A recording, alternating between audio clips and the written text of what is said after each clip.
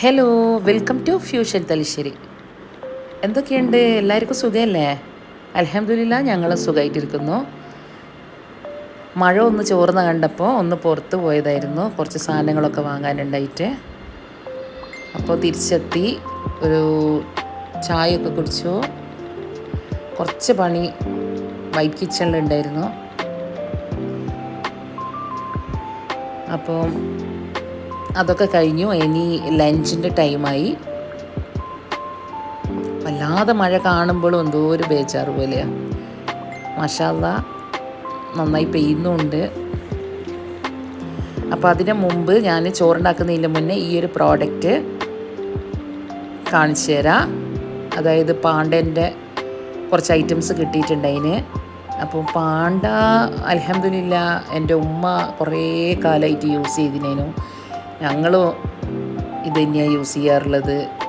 അപ്പോൾ ഞാൻ ഉപയോഗിക്കാത്ത കുറച്ച് ഐറ്റംസും കൂടി ഇതിലുണ്ട്. എന്നാൽ നന്നായിട്ട് പരിചയമുള്ളൊരു സംഭവമാണ് പാണ്ടേൻ്റെ ഐറ്റംസ്. എൻ്റെ അടുത്ത് ചെന്നൈയിൽ നിന്നും ദുബൈയിൽ നിന്നൊക്കെ എൻ്റെ ഫ്രണ്ട്സ് കണ്ടിട്ട് ചോദിക്കലുണ്ട്. അപ്പോൾ അവർക്ക് കൊടുത്തിട്ട് അവർക്കും ഭയങ്കര ഇഷ്ടമാണ്. അവരും വാങ്ങാൻ തുടങ്ങി.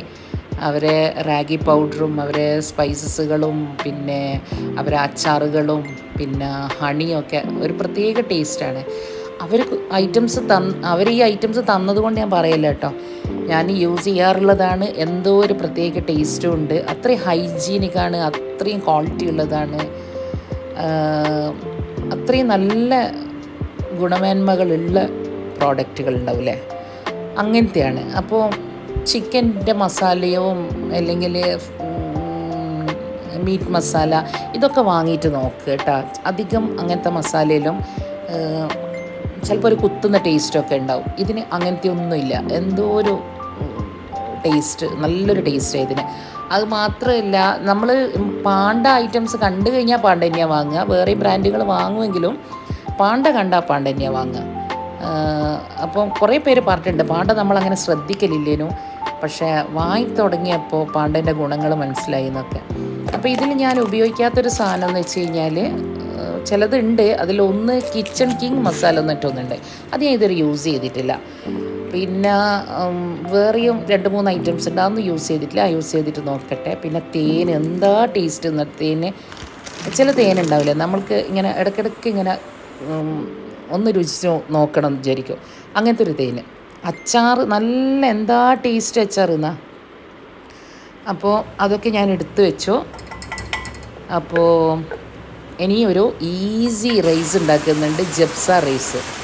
എന്ത് എളുപ്പമാണ് ആ ഒരു റൈസ് ഈ ഒരു മഴക്കാലത്തും. പിന്നെ നമ്മൾ എളുപ്പത്തിലും പിന്നെ എവിടെയെങ്കിലും പോയി വന്നു കഴിഞ്ഞാലും പെട്ടെന്നൊരു റൈസ് ഉണ്ടാക്കാൻ വിചാരിച്ച് കഴിഞ്ഞാലൊക്കെ ഒരു തട്ടിക്കൂട്ട് റൈസുകൾ കുറേ നമ്മളെ കാറ്റഗറിയിൽ ഉണ്ടല്ലോ. അപ്പോൾ റൈസിൻ്റെ കാറ്റഗറിയിലേക്ക് നോക്കിക്കഴിഞ്ഞാൽ അങ്ങനെ ഒരു റൈസാണ് ഇത്. അപ്പോൾ ആദ്യം ഞാൻ കുക്കർ അടുപ്പിൽ വെച്ചിട്ട് കുറച്ച് ഗീയും കുറച്ച് ഓയിലും ഒഴിച്ചു. എന്നിട്ട് മസ്റ്റായിട്ട് ചേർക്കേണ്ടത് ക്യൂമിൻ സീഡാണ്. അതും ഇട്ടു. പിന്നെ നമ്മളെ കയ്യിലുള്ള പട്ട, ഗ്രാമ്പു, ഏലക്ക ഇതെല്ലാം അത്യാവശ്യം ഇടുക.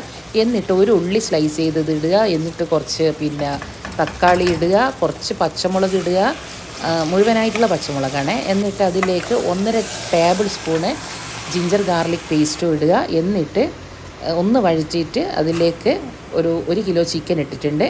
അതിലേക്ക് കുറച്ച് ടൊമാറ്റോ പേസ്റ്റ് ചേർത്തിട്ടുണ്ട്, ഒരു പാക്കറ്റിൻ്റെ പകുതി. എന്നിട്ടൊരു ഡ്രൈ ലെമണും കൂടി അതിൽ ചേർത്തിട്ടുണ്ട്.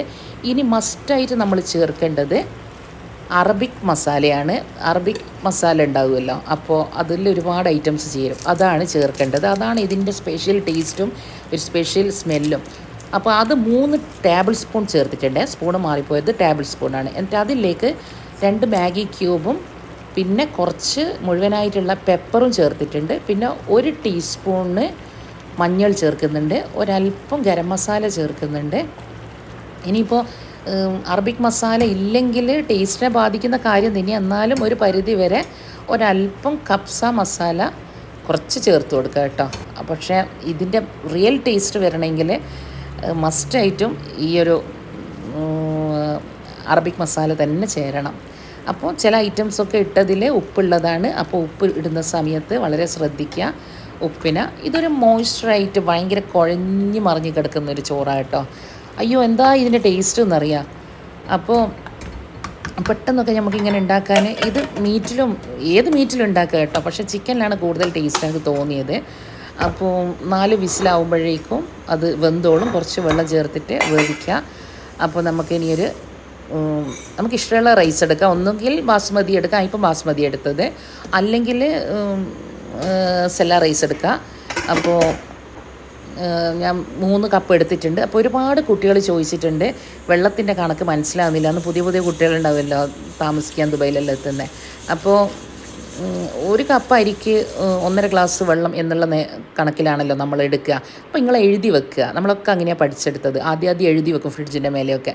1 ഗ്ലാസ് അരിക്ക് 1.5 ഗ്ലാസ് വെള്ളം, 2 ഗ്ലാസ് അരിക്ക് 3 കപ്പ് വെള്ളം. അപ്പോൾ നമ്മൾ 3 കപ്പ് അരി എടുക്കുമ്പോൾ എത്രയായിരിക്കും എന്നൊക്കെ, അങ്ങനെ 1/2 കിലോ അരിയിൽ എങ്ങനെയായിരിക്കും, 1 കിലോ അരിയിൽ എങ്ങനെയായിരിക്കും എന്നൊക്കെ പഠിച്ചെടുക്കും. അപ്പോൾ അതങ്ങ് മനസ്സിലാവും കേട്ടോ. പിന്നെ നെയ്ച്ചോറ് ബിരിയാണിയെല്ലാം ഭയങ്കര എളുപ്പമാവും. അപ്പോൾ എൻ്റെ കുറച്ച് ഐറ്റംസ് തീർന്നിട്ടുണ്ടായിരുന്നു, അതൊക്കെ എഴുതി വെച്ചു. നോട്ട് പാഡ് തൊട്ടടുത്ത് തന്നെ ഉണ്ടാവും, അല്ലെങ്കിൽ മറന്നു പോവും സൂപ്പർ മാർക്കറ്റിൽ പോകുമ്പോൾ. അപ്പോൾ റൈസ് നന്നായി കഴുകിയിട്ട് ഒരു 15 മിനിറ്റ് സോക്ക് ചെയ്യാൻ വെച്ചിട്ടുണ്ട്. അതിൻ്റെ ശേഷം നമ്മൾ ഉണ്ടാക്കുന്ന സമയത്ത് കുറച്ച് എണ്ണ ഒഴിച്ചു, വളരെ കുറച്ച് മതി കേട്ടോ.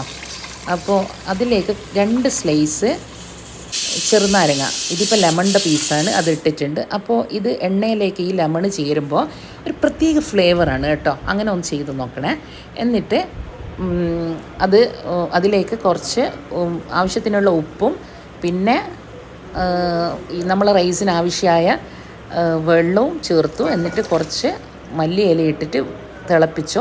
തിളച്ചതിന് ശേഷം അരിയിട്ട് ഇനി ആവശ്യത്തിനുള്ള ഉപ്പും കൂടി ചേർക്കുക. അപ്പോൾ ഇതിൽ 1.5 കപ്പ് വെള്ളം എന്നുള്ള നിലയിൽ തന്നെയാണ് ഞാൻ ഒഴിച്ചിട്ടുള്ളത്. അപ്പോൾ എന്തായാലും നമ്മളെ ചിക്കൻ വെന്ത് കഴിഞ്ഞ് കഴിഞ്ഞാൽ അതിലേക്ക് ഗ്രേവി ഉണ്ടാവും. ആ ഗ്രേവി നമുക്ക് അതും കൂടി ആവശ്യമുണ്ട്. കുറച്ച് കൂടിപ്പോയാൽ കുഴപ്പമൊന്നുമില്ല.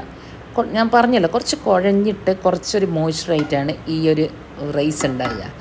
അപ്പോൾ അതൊരു പ്രത്യേക ടേസ്റ്റാണ്. ഈ ഒരു മഴയത്തും അല്ലെങ്കിൽ ഒരു മടി പിടിച്ച് നിൽക്കുന്ന സമയത്തോ ഒക്കെ ഒരു പ്രത്യേക ടേസ്റ്റാണ് ഈ ഒരു റൈസിന്. ഇതിന് കുറച്ച് പുളിയും ഉപ്പും മസാലേൻ്റെ ആ ഒരു ടേസ്റ്റും ഒക്കെ ഒന്ന് മുന്നിട്ട് നിൽക്കും. ഒന്ന് ഉണ്ടാക്കി നോക്കണം കേട്ടോ.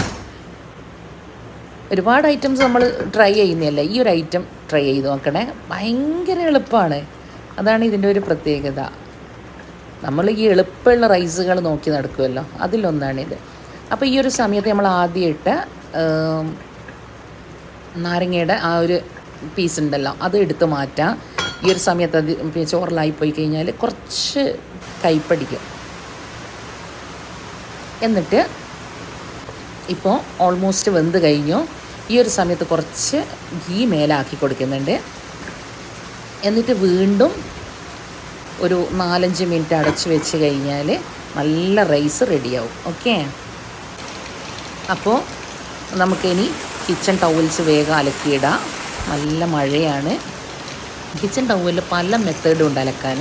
എന്നാൽ ഏറ്റവും ഈസി ഏതെങ്കിലും ഒരു സോപ്പ് നമ്മളെ തൊട്ടടുത്ത് തന്നെ കിച്ചണിൽ ഉണ്ടാകുക, നമ്മൾ കഴുകുന്നിടത്ത്.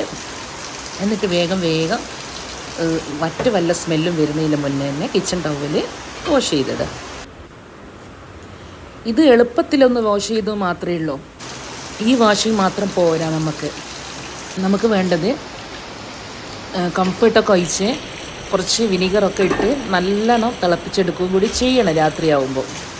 എന്നാൽ തൽക്കാലം ഇങ്ങനെ ഒന്ന് ചെയ്ത് വെച്ചാൽ നല്ല സ്മെല്ലായിരിക്കും കിച്ചണിലൊക്കെ ഇറങ്ങുമ്പോൾ. അല്ലെങ്കിൽ ഒരുമാതിരി സ്മെല്ല് വരും നമ്മളെ കിച്ചണിലൊക്കെ. അപ്പോൾ ഈ ഒരു സ്റ്റീൽ സ്ക്രബ്ബർ വെക്കുന്ന ഈ ഒരു ഐറ്റം എവിടുന്നാന്ന് ചോദിക്കലുണ്ടേനു. അത് ഞാൻ ചെന്നൈ പോകുമ്പോൾ എല്ലാം വാങ്ങുന്നതാണ്. എവിടെന്നെങ്കിലും കണ്ടു കഴിഞ്ഞാലൊക്കെ വാങ്ങും ചില ഐറ്റംസൊക്കെ. സന്തോഷ് സ്റ്റോറിൽ നിന്നൊക്കെ വാങ്ങിക്കഴിഞ്ഞാൽ അത്രയും നല്ല ഭംഗിയുള്ള ഐറ്റംസ് കിട്ടും അവിടെ ചെന്നൈ അണ്ണാനഗറിൽ. പിന്നെ ഹോംലി ഹബ്ബ് ഇങ്ങനെയുള്ള കുറേ ഷോപ്പുണ്ടല്ലോ, അവിടെ നിന്നൊക്കെ വാങ്ങും. അപ്പോൾ നമ്മൾ റൈസ് റെഡി ആയിട്ടുണ്ട്. ഇത് നല്ല സാലഡ്സിൻ്റെ കൂടെ നല്ല ടേസ്റ്റാണ്. ഒരു സൈഡ് ഡിഷ് എപ്പോഴും സാലഡ് എന്തെങ്കിലും ഉണ്ടാകുക. പക്ഷേ ഞാൻ ഈ അച്ചാറുകളൊക്കെ ടേസ്റ്റ് ചെയ്യാൻ വേണ്ടിയിട്ടും കൂടി ആയതുകൊണ്ട് അച്ചാറൊക്കെ ഒന്ന് നോക്കി. നല്ല ടേസ്റ്റായിരുന്നു. കുറച്ച് തേനും കഴിച്ചു. പിന്നെ ചോറിന് ശേഷമില്ല എന്തെങ്കിലും ഒരു മധുരം കഴിക്കൽ, അങ്ങനെ തേനുണ്ടായപ്പോൾ തേനും കഴിച്ചു. കുറച്ച് തേൻ കഴിച്ചു നോക്കി. നല്ല ടേസ്റ്റ് ഉണ്ടായിരുന്നു പാണ്ടേൻ്റെ തേന്. അപ്പോൾ മഴ ഒന്നും ഇല്ലാത്ത സമയമായിരുന്നു ഉച്ചയ്ക്ക് ശേഷം. അതുകൊണ്ട് ഞാൻ വിചാരിച്ചു ഒന്ന് പുറത്തിറങ്ങാം. അല്ലെങ്കിൽ ഉണ്ടല്ലോ എന്നോട് കിടന്നുറങ്ങിപ്പോവും. ഉറങ്ങിക്കഴിഞ്ഞാൽ എന്താ പറയുക, വല്ലാണ്ടങ്ങ് ഉറങ്ങിപ്പോവും. ആ ഒരു പേടിക്ക് കഴിയുന്നു കിടക്കാതെ, കിടന്നിട്ടുണ്ടേ ഉറങ്ങിപ്പോവും.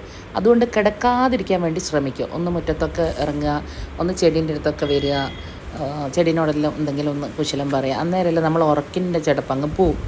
ആ ഒരു സമയത്ത് കുറച്ച് നീമിൻ്റെ ഇല ഉണ്ട്. അപ്പോൾ വേപ്പിൻ്റെ ഇല എന്ന് പറയുന്നില്ല അത്. അപ്പോൾ അത് എൻ്റെ ഷാർജയിലുള്ളൊരു ഫ്രണ്ടുണ്ട്, ഒരു പാകിസ്ഥാനി ഫ്രണ്ട്. അവൾ പറഞ്ഞു, പിന്നെ ഈ ഒരു ഇല ഒരു 5-8 കുളന്ത് എടുത്തിട്ട് അത് നന്നായിട്ട് കഴുകിയിട്ട് കുറച്ച് വെള്ളത്തിൽ നന്നായിട്ട് ബോയിൽ ചെയ്യുക.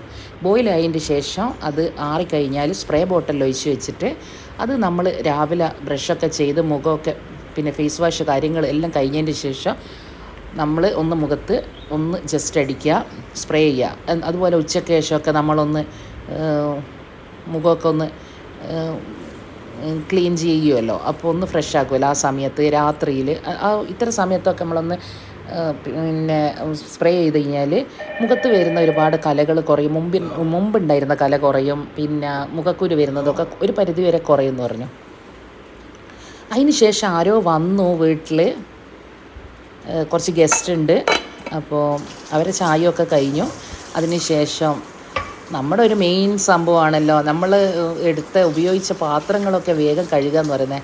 നമ്മൾ എപ്പോഴും കിച്ചണിൻ്റെ കാര്യമായാലും എന്ത് കാര്യമായാലും ഏത് ജോലിയാണെങ്കിലും ഒരു പെർഫെക്ഷൻ ഉണ്ടാകണം, എല്ലാം ഓർഡറിൽ പോകണം. അങ്ങനെ ആഗ്രഹിക്കുന്ന ഒരാളാണ് ഞാൻ. അപ്പോൾ നമ്മളെല്ലാവരും അങ്ങനെ തന്നെയായിരിക്കും അല്ലേ. അപ്പോൾ പിന്നെ അതൊക്കെ കഴുകി വെക്കലായി അതാത് സ്ഥാനത്ത് വെക്കുമ്പോൾ ഒരു സമാധാനം. ഒരുപാട് പേര് ചോദിച്ചിട്ടുണ്ട് നമ്മളെ ഈ ഒരു ഡച്ച് ഓവൻ ഐറ്റംസ് വേണോ, നമുക്ക് യൂസ് ഉണ്ടോ എന്നുള്ളത്. നല്ലതാണ്, നല്ല സംഭവമാണ്, നമുക്ക് യൂസ് തന്നെയാണ്. പക്ഷേ നമ്മൾ ഇന്ത്യൻ കുക്കിങ്ങിന് ഇതിൻ്റെ ഒന്നും ആവശ്യമൊന്നുമില്ല. പക്ഷേ നമ്മൾ ഇതിനോടുള്ള ഇഷ്ടം കൊണ്ടോ ആ ഒരു ഭംഗി കൊണ്ടോ നമ്മളോട് യൂസ് ചെയ്തു പോകുന്നതാണ്. എൻ്റെ മക്കൾ പറയും 5-6 കിലോയുള്ള ഈ പാത്രം വീണ്ടും അതിൽ ഫുഡും കൂടി ഇടുന്ന സമയത്ത് അതിന് വെയിറ്റ് വീണ്ടും കൂടി. നമ്മളിത് ടേബിളിലേക്ക് എത്തിക്കാനോ അവിടെ നിന്ന് തിരിച്ച് കിച്ചണിലേക്ക് എത്തിക്കാനോ ഉള്ള പാട്. ഒരാൾക്ക് സെർവ് ചെയ്ത് കൊടുക്കാൻ പറ്റില്ല, വെച്ചെടുത്തുനിന്ന് പിന്നെ നമ്മൾ യൂസ് ചെയ്യണം, എടുക്കണം, ഇങ്ങനെയൊക്കെയുള്ള ബുദ്ധിമുട്ടുണ്ട്. അങ്ങനെ നോക്കുമ്പോൾ നമ്മളെ വെയിറ്റ് ഇല്ലാത്ത പാത്രങ്ങൾ ഭയങ്കര ഈസി ആയിട്ട് നമുക്ക് ഫീൽ ചെയ്യാം. നല്ല സുഖം വെയിറ്റ് ഇല്ലാത്ത തന്നെയാണ്. പക്ഷേ ഇതിനോടുള്ള ഇഷ്ടം കൊണ്ട് നമ്മളോട് ഡച്ച് ഓവൻ പലതും യൂസ് ചെയ്ത് പോകുന്നതാണ്. നമ്മൾ ഇന്നത്തെ കാലത്ത് എല്ലാവർക്കും കൈവേദനകളാണ്, പല വേദനകളും. അന്നേരമൊക്കെ ഇത് വലിയ ബുദ്ധിമുട്ട് തന്നെയാണ്. പക്ഷേ ഭംഗി കൊണ്ട് യൂസ് ചെയ്ത് പോകുന്നതാണ്. വെയിറ്റ് പറയാൻ പറ്റാത്ത വെയിറ്റാണ്. പല പാത്രങ്ങളും 5-6 കിലോ ആണ്. ചെറിയ ടൈപ്പ് പാത്രം വരെ നല്ല വെയിറ്റ് ഉണ്ടാവും. കുറച്ച് വണ്ണുകൾ എൻ്റെ അടുത്തുള്ള കൂടുതലും 6 കിലോനും 5.5 കിലോനൊക്കെ ഉള്ളതാണ്. അപ്പോൾ അത് വലിയ ബുദ്ധിമുട്ട് തന്നെയാണ്. പക്ഷേ അതിനോടുള്ള ഭംഗി കൊണ്ടോ ഇഷ്ടം കൊണ്ടോ യൂസ് ചെയ്ത് പോകുന്നതാണ്. യൂസ് ചെയ്യാൻ നല്ല രസമാണ്. അതിൻ്റെ ചൂടൊക്കെ എത്ര സമയമാണ് നിൽക്കുക എന്നാ. അപ്പോൾ എൻ്റെ അടുത്തുള്ളത് കൂടുതലും ദുബൈയിൽ നിന്നും പിന്നെ മറ്റ് പല സ്ഥലത്തും പോകുമ്പോൾ കണ്ടിട്ട് വാങ്ങുന്നൊക്കെയാണ്. അപ്പോൾ ഇന്നത്തെ എൻ്റെ ചപ്പാത്തി പണി കൂടി കഴിഞ്ഞാൽ ഇന്നത്തെ പണി കഴിഞ്ഞു. ഇൻഷാ അല്ലാഹ് മറ്റൊരു വീഡിയോ ആയിട്ട് കാണാം. വീഡിയോ ഇഷ്ടപ്പെട്ടിട്ടുണ്ടെങ്കിൽ ഒന്ന് ലൈക്ക് ചെയ്യണേ, ഒന്ന് സബ്സ്ക്രൈബ് ചെയ്യുകയും ചെയ്യുക. Okay, by.